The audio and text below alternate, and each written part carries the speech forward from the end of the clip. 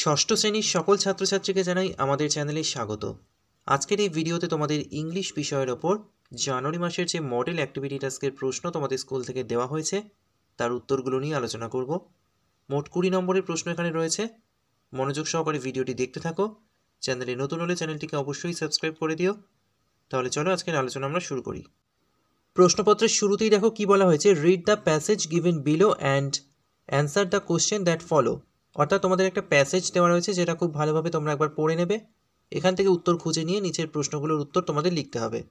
তো দেখা যাক কি প্রশ্ন রয়েছে। অ্যাক্টিভিটি 1-এর প্রথমেই রয়েছে tick the correct answer. The tiger was disturbed by, এখানে সঠিক উত্তর হবে অপশান বি, দ্য কিং। এরপর আছে দ্য কিং ওয়াজ, এখানে সঠিক উত্তর হবে ইমপ্রেসড। এরপর বিতে দেখো বলা হয়েছে অ্যান্সার দ্য ফলোয়িং কোশ্চেন, অর্থাৎ নিচের যে কোশ্চেনগুলো রয়েছে সেগুলোর উত্তর তোমাদের প্রশ্নে দেওয়া প্যাসেজ থেকে খুঁজে নিয়ে লিখতে হবে। অ্যান্সারগুলো আমি এখানে করে দিয়েছি, দেখে নাও। প্রথম প্রশ্ন রয়েছে how did the tiger escape.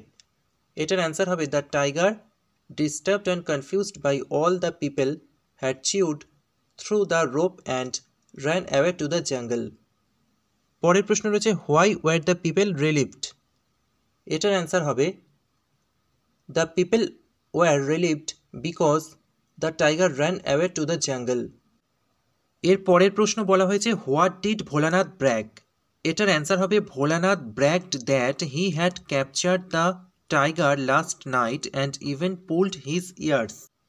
এরপর দেখো অ্যাক্টিভিটি 2-তে বলা হয়েছে identify the countable and uncountable noun to the given sentences and write them in the correct column.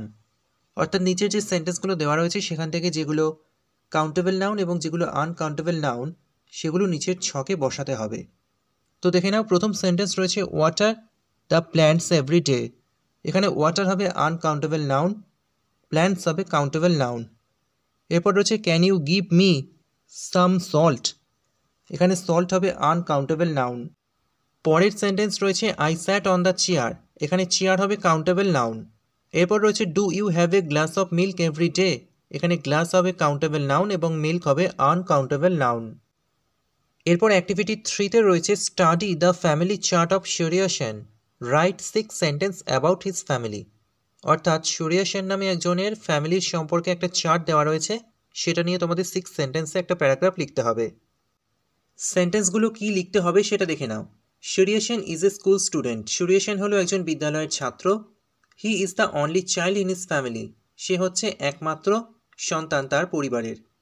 There are 6 member in his family. তার পরিবারের 6 জন সদস্য রয়েছে। His father's name is Amit Sen and mother's name is Smita Sen. তার বাবার নাম হলো অমিত সেন এবং মায়ের নাম হলো Smita Sen. He has an uncle named Sumit Sen. Sumit Sen নামে তার একজন কাকা রয়েছে। Ashok Sen is his grandfather and Anita Sen is his grandmother. Ashok Sen হলো তার দাদু এবং অনিতা সেন হলো তার ঠাকুমা। তাহলে ইংলিশের সমস্ত প্রশ্নের উত্তরগুলো এই ভিডিওতে তোমরা পেয়ে গেলে। ভিডিওটা ভালো লাগলে একটা লাইক করো, ভিডিওটি শেয়ার করো। পড়াশোনা সংক্রান্ত এই ধরনের আরও ভিডিও পেতে অবশ্যই চ্যানেলটিকে সাবস্ক্রাইব করো।